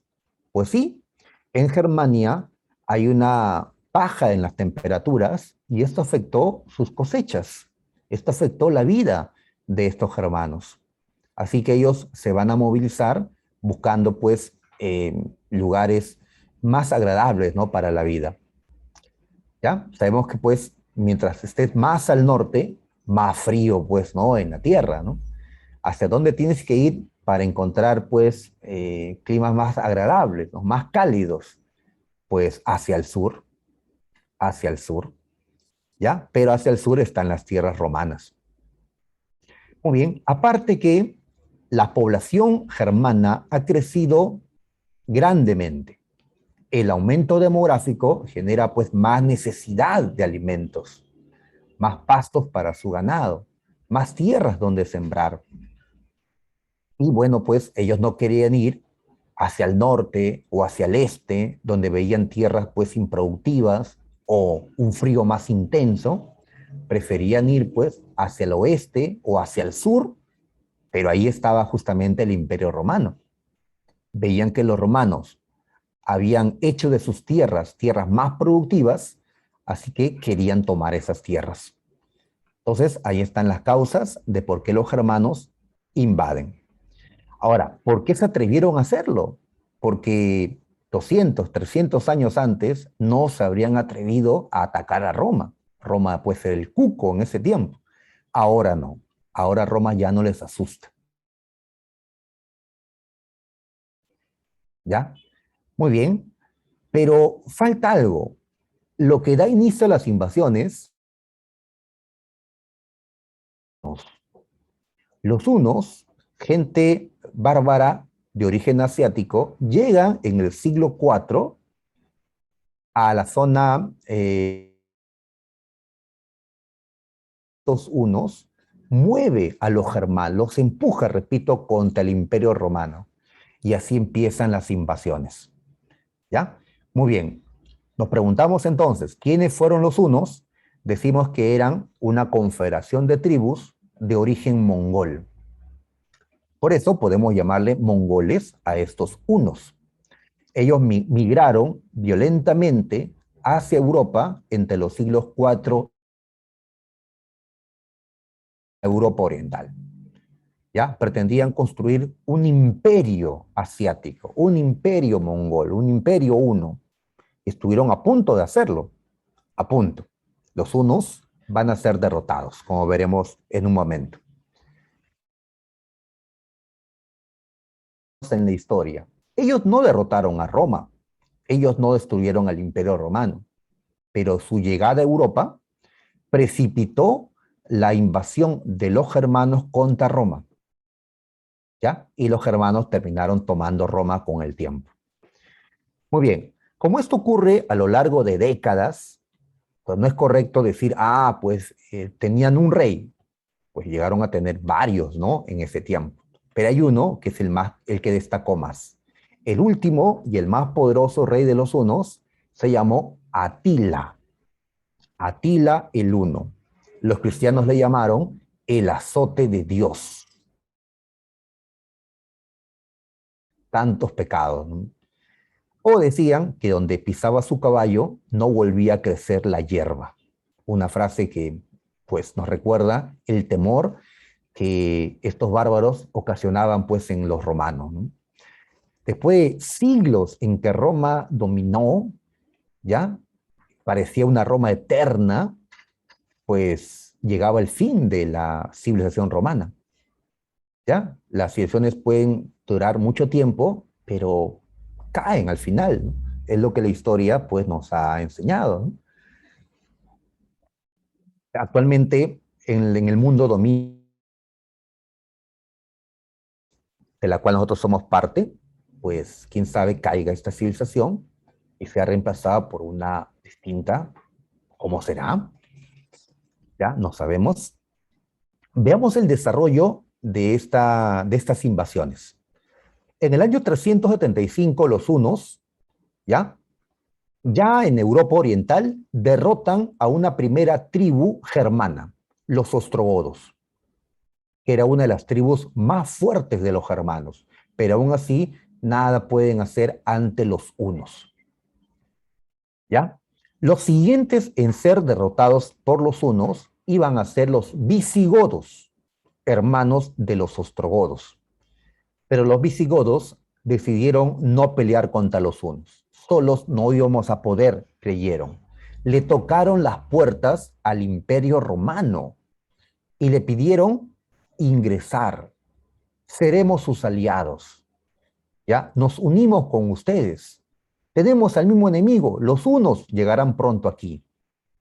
Los romanos, sabiendo todo esto, le abrieron las puertas a los visigodos. ¿Ya? Esta parte también ha sido pregunta de Misión de San Marcos, ¿ya? Sobre, eh, pues, Roma, ¿qué hace con estos bárbaros que han entrado, pues, a su imperio, ¿no? ¿Cómo los van a tomar, a considerar, ¿no? Los visigodos inicialmente eran aliados de Roma, eran federados, como se dice, aliados, en defensa de Roma, perdón, frente a otros bárbaros, y también van a ser utilizados en las propias luchas que tenían los romanos entre sí, ¿ya? Pero estos visigodos, que eran aliados, pues pronto se van a convertir en enemigos de Roma. Los romanos los traicionan, los visigodos se sublevan y podemos decir que la violencia de estas invasiones lo inician los visigodos. Roma se enfrenta a los visigodos en la batalla de Adrianópolis y Roma es derrotada por los visigodos. Y así esta tribu que estaba ya en el interior, pues comienza a hacerle daño al imperio desde el interior, ¿no? Cuando Teodosio asume el poder, recién Teodosio asume, te decía que cuando Teodosio gobernaba ya habían empezado las invasiones, pues ahí está. Teodosio dividió al imperio romano en dos, Occidente y Oriente. Sabemos en el año 395. Muy bien, Teodosio llegó a negociar con los visigodos para, ¿no?, establecer acuerdos. Tras él, pues, se rompen estos acuerdos, las luchas siguen. En el año 410 pasó algo, pues, que para Roma era terrible, ¿no? Por primera vez Roma era saqueada por gente, pues, ¿no?, extranjera, ¿no? Roma, que era el gran poder, ahora era saqueada, no destruida, pero fue saqueada por primera vez en el año 410 por quienes, los visigodos, como este cuadro lo representa, ¿ya? Lo representa. Muy bien. Los visigodos dejarán Roma cuando les entreguen, pues, territorios, ¿no? Se van a apoderar de lo que actualmente llamamos España, de las tierras de Hispania, del Imperio Romano. Muy bien. Ahora, pero mientras todo esto ocurría, otras tribus germanas ingresaban al Imperio Romano. Los francos, los anglos, los sajones, los vándalos, los burgundios, los alanos, etc. El Imperio Romano era invadido, fundamentalmente el imperio de estas tribus germanas. Profe, ¿y el Imperio de Oriente? ¿Qué le pasó al Imperio de Oriente? Pues el Imperio de Oriente era invadido por los hunos, por los hunos. ¿Ya? Muy bien. Entonces, los imperios romanos la están pasando mal, ¿ya? El Imperio de Oriente, pues, llega a pactar con Atila, el rey de los hunos, a ofrecerle cada año un gran tributo anual para que no sean destruidos. Atila, al considerar que ya había dominado al imperio de Oriente, decide ahora ir por el imperio de Occidente. Pero en Occidente, en Europa Occidental, no solo estaba el imperio romano de Occidente, también estaban los germanos, que se estaban instalando en los territorios romanos y estaban fundando reinos. Pero cuando los hunos llegan a ese lugar, los germanos esta vez decidieron resistir. Y los romanos, como también estaban allí, terminaron uniéndose a los germanos contra los hunos. A pesar que todos eran enemigos, se dio un pacto. A ver, veamos. Una coalición de romanos y germanos para enfrentar a Atila y los hunos. ¿Quiénes se juntaron? Entre los germanos estaban los visigodos, los francos, los burgundios y otros pueblos como los alanos, dirigidos por el general romano Aecio. Se enfrentan a Atila y los invencibles hunos en la batalla de Chalons o campos cataláunicos. Pues esta batalla le dio la victoria, no una victoria así contundente, pero fue una victoria estratégica de los romanos y germanos. Y así los hunos no pudieron conquistar Europa Occidental. Tuvieron que retroceder. ¿Ya? Muy bien, pero esta alianza...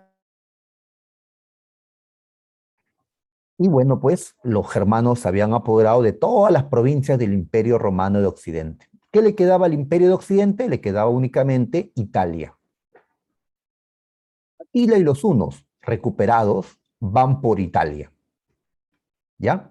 Atila está invadiendo Italia, pero no toma Roma. El Papa León I negocia con Atila y logra la caída de Roma. Se cree que le ofreció a Atila pues un buen pago para que no lo hagan. Atila se retira de Italia y en su retirada pues muere Atila, haciendo que este imperio huno que se encontraba en Europa Oriental desaparezca, ¿ya? Pero esto no va a ser pues la salvación para Roma. Roma de todas maneras va a ser invadida, no por los hunos, sino por otros germanos. ¿Qué pueblo germano es el que toma Roma finalmente? Los érulos. Los érulos. En el año 476, los érulos, que eran una tribu germana, pues entran a la ciudad. Su jefe, Odoacro, que aquí aparece en esta imagen, pues toma el control de la ciudad de Roma. Este joven que aparece al costado es el último emperador que tuvo Roma, el joven Rómulo Augustulo, quien le entrega la corona al jefe bárbaro Odoacro. Muy bien, y de esa manera se considera que esto marca el fin del Imperio Romano de Occidente. ¿Ya? El año 476, con esto que ha pasado, pues marca el fin de la Edad Antigua y el inicio de la Edad Media. Así que hemos terminado lo que llamamos la Antigüedad y estamos empezando con esto, lo que llamamos, pues, ¿no?, la Edad Media o el Medioevo. ¿Ya? Muy bien. Me preguntan de qué forma muere Atila. Pues luego de celebrar su matrimonio e irse pues a descansar, Atila amaneció muerto, ¿no? ¿Ya? Al parecer sufrió algún infarto cerebral, algo por el estilo, que lo llevó a la muerte. O sea, fue una muerte natural la de Atila, ¿no? Muy bien. Entonces, Roma ya cayó. El Imperio Occidente ya ha desaparecido. Italia estaba en manos de los érulos. Unos años después, otro pueblo bárbaro, germano, los ostrogodos, toman Italia, se lo quitan a los érulos, ¿ya? Y así en Italia se forma un reino ostrogodo. He mencionado varios pueblos, chicos, varios pueblos, espero que no les haya mareado. Estamos en un ciclo semestral, ustedes pues ya han estudiado este tema. ¿Ya? Muy bien. Entonces, veamos ahora las consecuencias de las invasiones bárbaras o las consecuencias de la caída del Imperio Romano de Occidente, ¿no? Muy bien. Primero, obvio, pues, ya no hay Imperio de Occidente. ¿Ya? En este mapita observamos que donde estaba el Imperio Romano de Occidente, ahora se encuentran varios reinos bárbaros.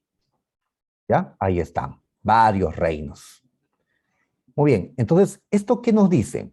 Que todo este territorio estaba unido antes, había unidad política, porque había un solo Estado aquí, el Imperio de Occidente. En cambio ahora ya no, la unidad se rompió.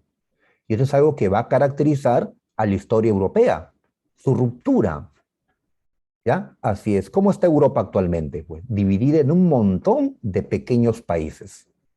Bueno, el que sean pequeños no quiere decir que sean débiles, que sean poco desarrollados, ¿no? Son países muy desarrollados, pero son países pequeños.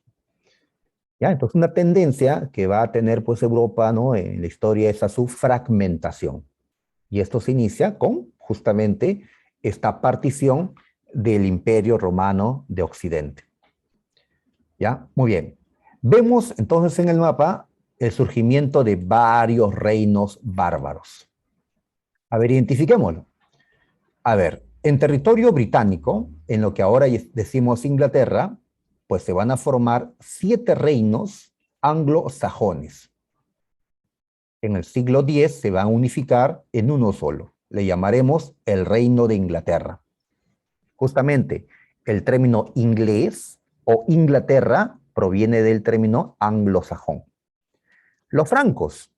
Los francos era una tribu que estaba acá, en Germania, pero ahora están aquí, ocupando lo que actualmente llamamos Francia. ¿Por qué se llama Francia este lugar? Pues en honor a los francos, que ocuparon este territorio desde este tiempo, ¿no?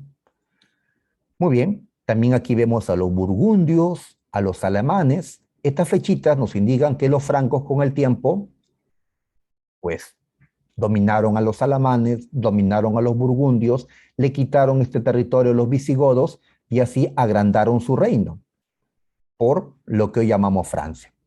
También está el reino ostrogodo, que ocupa, como puedes ver, la histórica, pues, Italia, ¿no? Ahí está la bota. Muy bien. Y por acá, los visigodos, los que habían dado inicio a las invasiones, que ocupan territorio mayormente español, ¿no? ¿Ya? También están los suevos. Con el tiempo los visigodos van a dominar a los suevos. ¿Ya? Y más allá, en el norte de África, que también era territorio romano, desde que Roma derrotó a los cartagineses, recordarás, pues aquí, en esta provincia africana, tenemos al reino de los vándalos. Los vándalos. ¿Ya? Muy bien, entonces vemos varios reinos. Muy bien, ahora, como los germanos están dominando, ¿qué es lo que va a predominar a partir de ahora? ¿La vida urbana o la vida rural?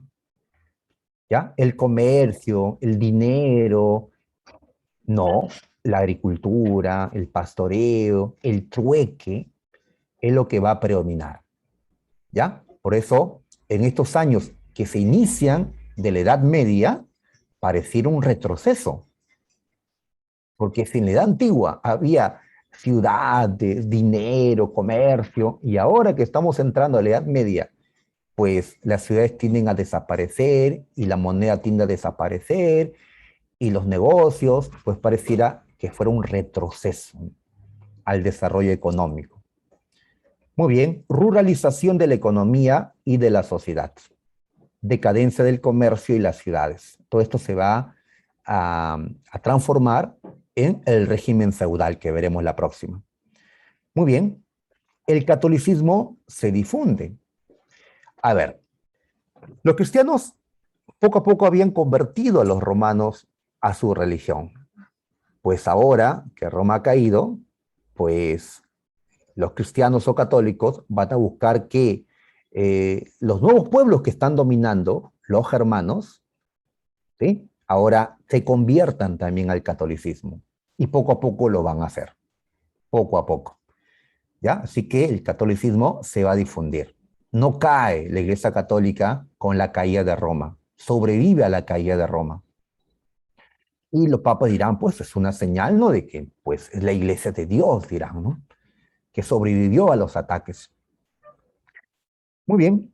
Y lo romano pues no desaparece completamente, ¿no? Sobrevive. Sus leyes van a sobrevivir. Su lengua va a evolucionar en las lenguas romances.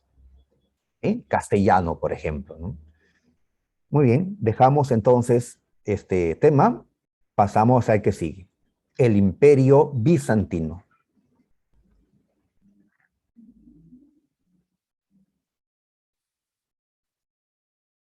Las preguntas, muchachos, pueden hacerlas. Está el chat, está el micrófono, si desean, sobre no, estos temas. Muy bien, tenemos el Imperio Bizantino ahora.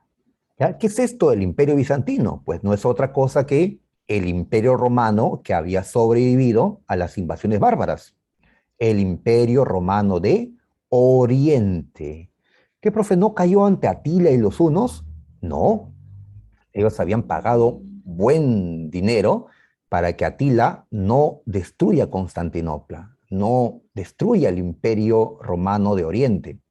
Y cuando Atila murió y su imperio desapareció, entonces el Imperio de Oriente ya no tenía a quien pagar tributo, ya no tenía a quien obedecer, pues recuperó su autonomía y ahora va a convertirse en un imperio pues protagonista en la Edad Media Europea. ¿Ya? Muy bien. ¿Y por qué le estamos cambiando de nombre? ¿Por qué no llamarle Imperio Romano de Oriente todo el tiempo? Pues, bueno, la Universidad de San Marcos así le llama y en los textos así aparece con el nombre de Imperio Bizantino. ¿Ya? ¿Por qué se le conoce más con el nombre bizantino y no el nombre romano de Oriente? ¿Será porque este imperio va a hacerse cada vez más griego que romano? Tenía doble herencia, herencia griega y herencia romana, pero como que lo romano se va a ir perdiendo. Los habitantes de Constantinopla eran más griegos que romanos, hablaban griego, por ejemplo, ¿ya? Y el nombre griego de la ciudad, ¿cuál era? Bizancio, ¿ya? Entonces, para poder resaltar esa identidad griega de los habitantes de este imperio, es que la historia, pues, les llama más el imperio de Bizancio, el imperio griego de Bizancio, el imperio bizantino. De todas maneras, ambos nombres son válidos, solo que San Marcos utiliza el nombre imperio bizantino. Bien, este imperio, ¿cuándo fue que nació? Pues el año 395, cuando Teodosio había separado la parte occidental de la parte oriental del imperio. Así que Teodosio fue, digamos, el padre del imperio bizantino. Pero no fue su gobernante, porque él hizo esta partición con su muerte. ¿Sí? Había establecido que a su muerte se divide el imperio en dos. Y así ocurrió. ¿Quién fue entonces el primer emperador del Imperio Romano de Oriente o bizantino? Fue pues un hijo de Teodosio. ¿Ya? ¿Recordás? Habían dos. Arcadio, ¿no? Que acá aparece. Ahí está Arcadio.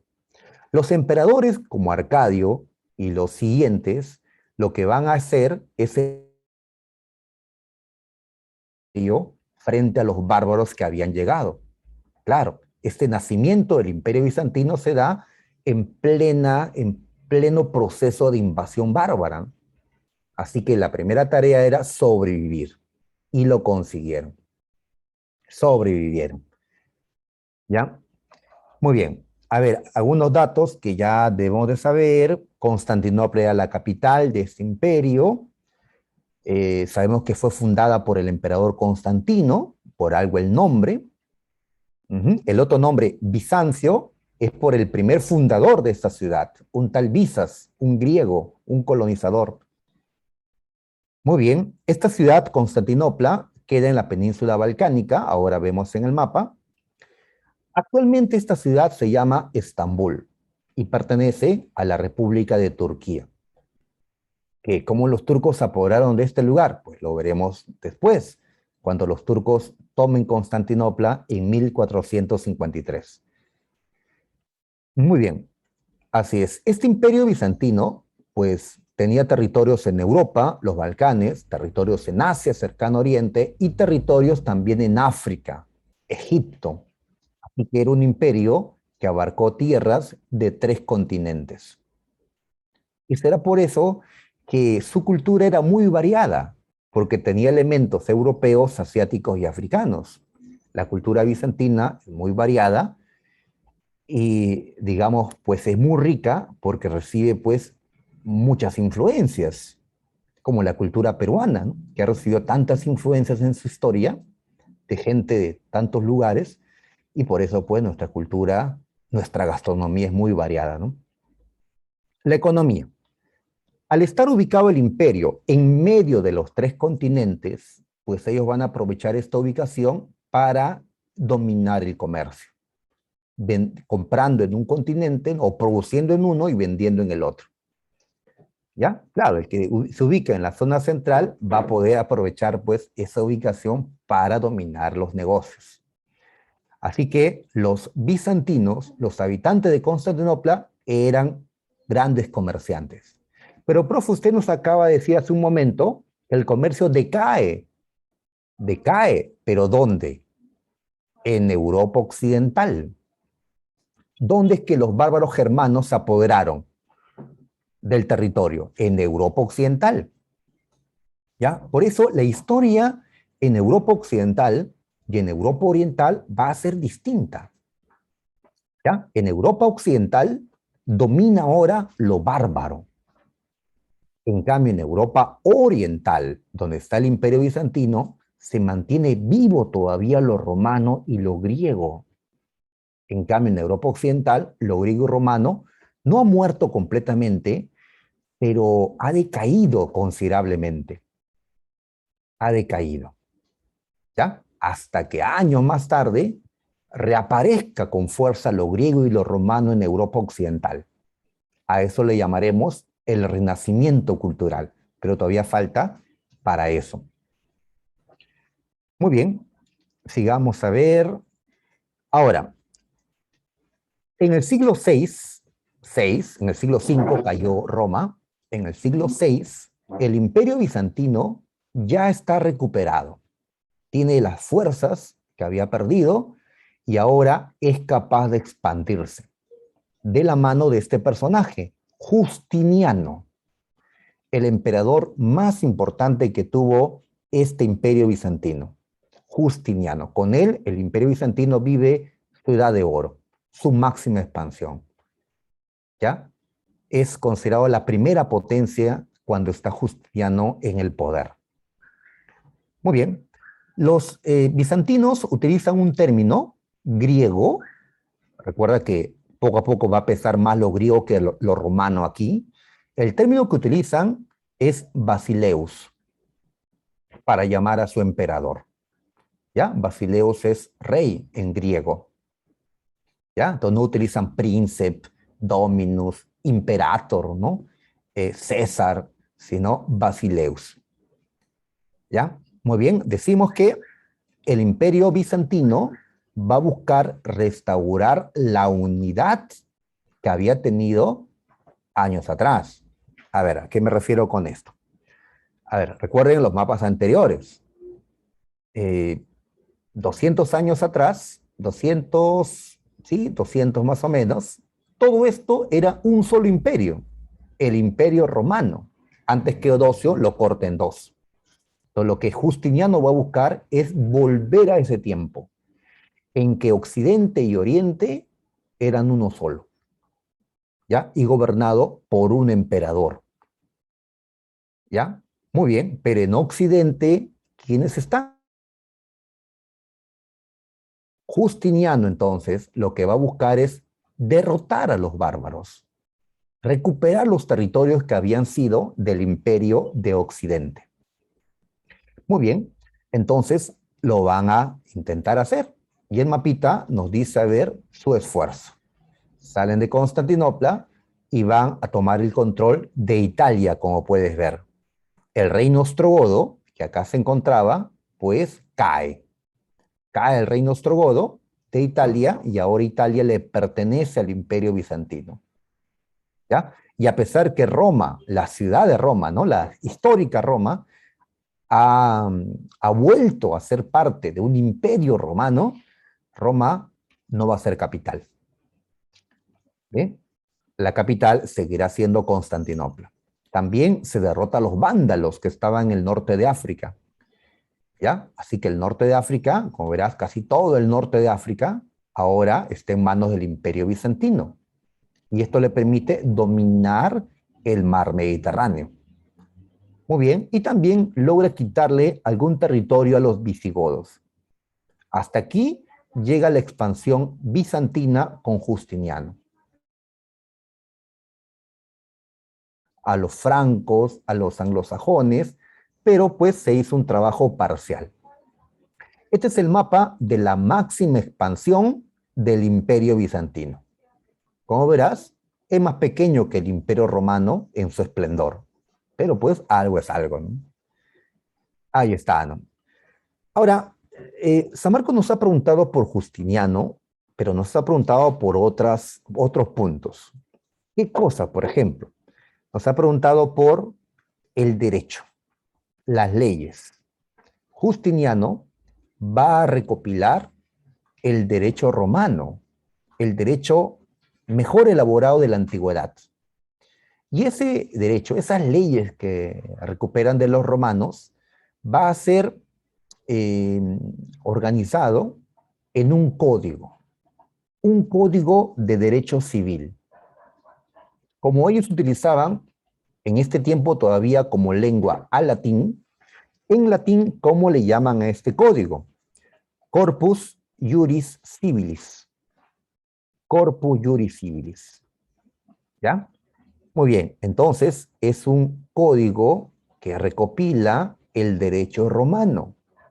Y así el derecho romano no desaparece a pesar que Roma, la ciudad, ha caído. ¿Ya? Ya no hay una Roma que sea capital de un imperio, ¿no? El imperio en este momento es Constantinopla, pero el derecho romano ha sobrevivido. ¿Ya? Muy bien, una importancia que tienen estos bizantinos es justamente el haber conservado lo romano, el haber conservado lo griego, ¿ya? Lo mejor de la antigüedad sigue vivo dentro del imperio bizantino, en Europa Oriental.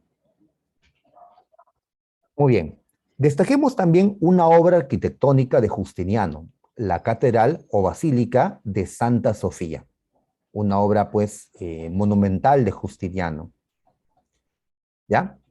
Ahora, se dice que han ocurrido epidemias y pandemias así en los estados, en los imperios, y han contribuido a la caída de estos. Por cierto, cuando se daban las invasiones contra Roma, Roma también pasaba por enfermedades que se sumaron a su crisis. ¿Recuerdas cuando cae Atenas? Atenas, que llegó a tener el poder en el siglo V, ¿no? En la antigüedad, pues Atenas también, su debilitamiento empieza con una enfermedad, recordarás, le habíamos llamado pues simplemente, ¿no? La peste de Pericles, ¿no? En tiempos de Atenas. Pues ahora también ocurre otra, ¿no? Le vamos a llamar simplemente la peste de Justiniano. Una pandemia que se extendió entre Europa, Asia y África. Bueno, no podemos hablar, pues, ¿no? Que llegue a América porque en ese tiempo no había contactos, pues, entre América y el resto del mundo, ¿no? Pero y podemos hablar de todas maneras de una pandemia. Muy bien. Aquí en esta diapositiva tenemos al Corpus Juris Civilis. ¿Cómo está dividido?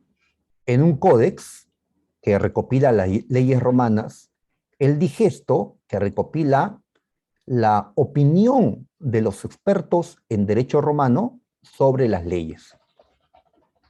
También están las novelas, que eran las leyes nuevas, las leyes que se crearon en tiempos de Justiniano, y las instituciones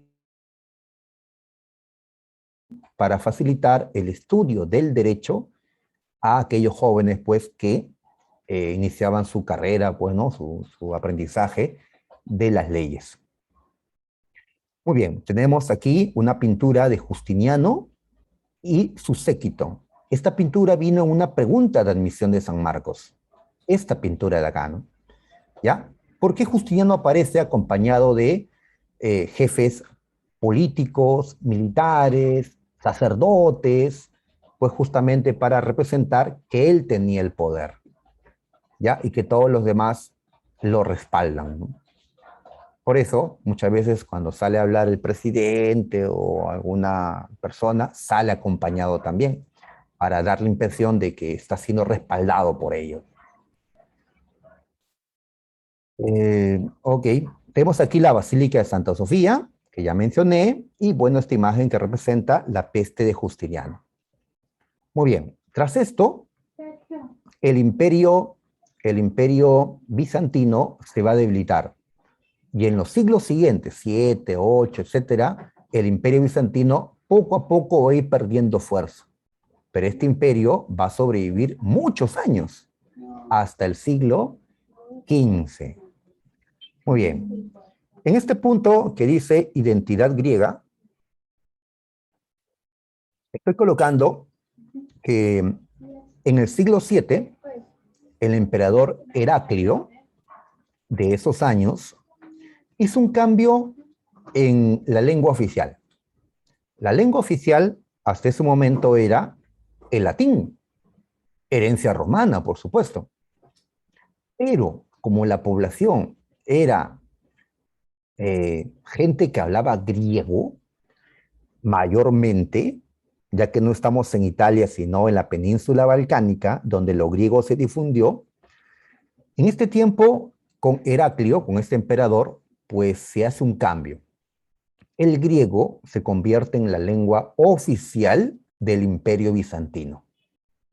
Y así, poco a poco, lo griego comienza a imponerse. Al emperador se le llama Basileus, ¿ya? Se establecen o se recuperan instituciones que correspondían pues a la antigua Grecia, ¿ya? Por eso hay quienes le llaman a este imperio un imperio griego, ¿ya?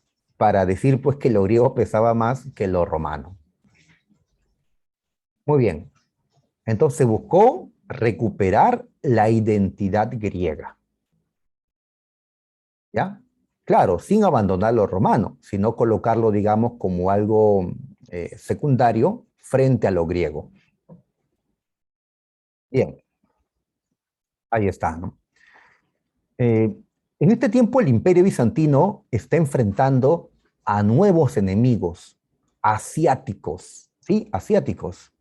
Están los persas no habían muerto ya, los persas aqueménidas, sí, pero otros persas, conocidos como los persas sasánidas, son los que ahora, pues, se enfrentaban al Imperio Bizantino. Con Heraclio se va a poder rechazar, superar a los persas, pero inmediatamente vinieron los árabes, y los árabes le van a quitar al Imperio Bizantino extensos territorios, como veremos. Una pregunta que nos hizo San Marcos es, ¿por qué duró tanto tiempo el Imperio Bizantino? Si comparamos, a ver, el Imperio Romano de Oriente o bizantino existió más de 1000 años. En cambio, el Imperio Romano de Occidente, ni a los 100 años. Hay imperios muy duraderos y otros, pues, ya de corta existencia. Entonces, la respuesta ¿no? a esa pregunta que hizo San Marcos es una suma de factores, en efecto. ¿Ya? Por ejemplo, la buena ubicación de la capital. Esto facilitaba su defensa. Está frente al mar y justamente el Imperio Bizantino va a tener una marina de guerra poderosa. Sus barcos hasta podían arrojar a buena distancia fuego, fuego, que quemaba pues a los barcos de madera de los enemigos. por mar no podían entrar a Constantinopla, tenían que hacerlo por tierra. Pero como está en una zona elevada, no era fácil el acceso. Y los bizantinos construyeron 3 grandes murallas para evitar que lleguen hasta la ciudad. Y las murallas pues eran, ya no se podían destruir así nomás, ¿no? Por ahora no. Ya más adelante, cuando existan cañones, ya las murallas podrían ser destruidas a distancia. Pero como en este momento no hay, pues Constantinopla era fácilmente defendida. El imperio se va a mantener unido frente a las amenazas pues extranjeras. ¿Ya? Muchas veces se recurrió a la diplomacia y no a la guerra para evitar pues ya un desgastamiento pues del imperio, ¿no? Algo también que les daba unidad era la religión. ¿Qué religión es la que existe en este imperio bizantino? Pues depende. En sus primeros siglos, el imperio bizantino es un imperio católico, herencia pues también, ¿no?, del imperio romano, ¿no? Con el tiempo, sin embargo, este imperio bizantino va a adoptar una nueva fe. Va a adoptar, no nueva fe en sí, porque es la misma religión cristiana, pero con otra iglesia, la iglesia ortodoxa. ¿Ya? Ahora decimos en qué momento surge. Y así la riqueza producto del comercio también le va a dar pues fuerza al Estado, al Imperio Bizantino, para poder rechazar ataques exteriores. Y como veremos después, cuando el Imperio Bizantino estaba ya debilitado y parecía que los turcos iban a destruirlo, aparecieron los cruzados, guerreros católicos de Europa Occidental que ayudaron al Imperio Bizantino y contribuyeron a que el Imperio Bizantino pueda seguir existiendo unos 200 años más. Así que son diversas razones que explican por qué duró tanto tiempo. ¿Ya? ¿Quién es esta mujer que aquí aparece? Pues Teodora, la esposa de Justiniano.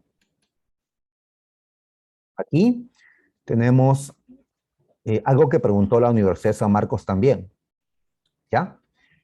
Lo que quería que sepamos es que la cultura bizantina es una cultura síntesis. ¿Qué es eso?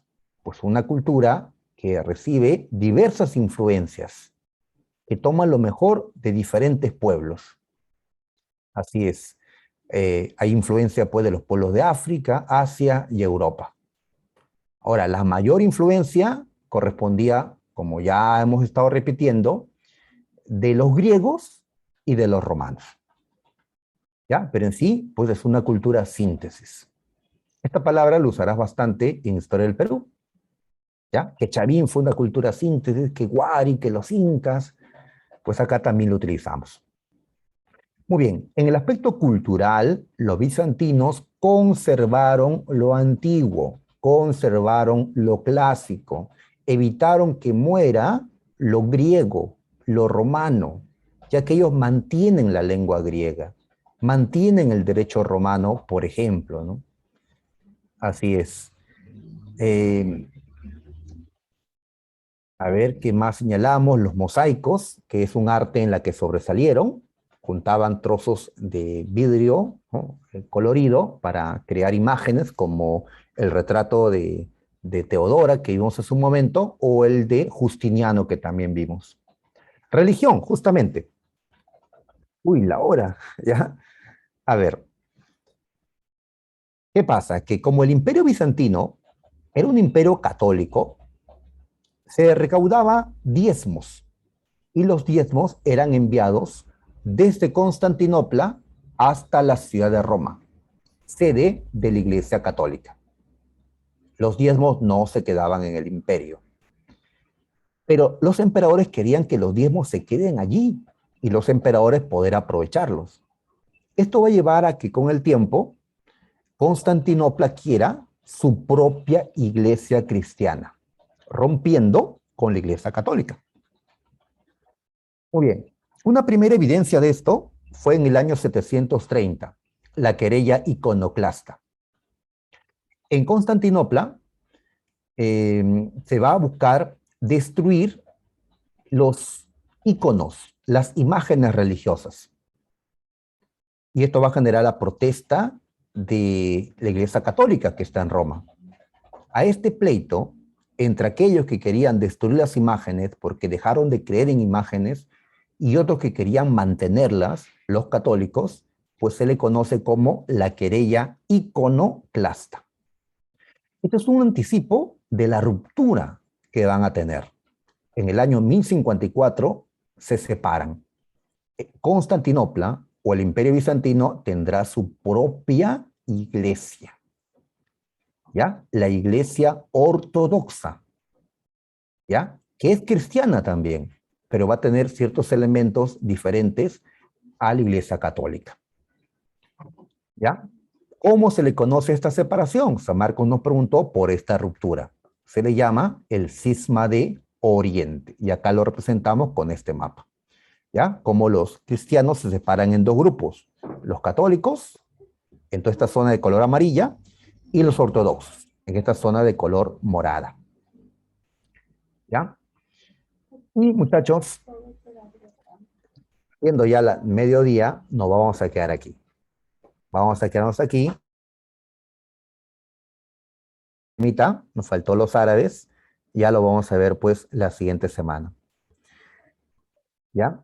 Muy bien, voy a ver si esta semana sí tengo el tiempo para ver lo de la recuperación en la tarde. La semana anterior va a la misma. Ok, chicos, entonces nos quedamos.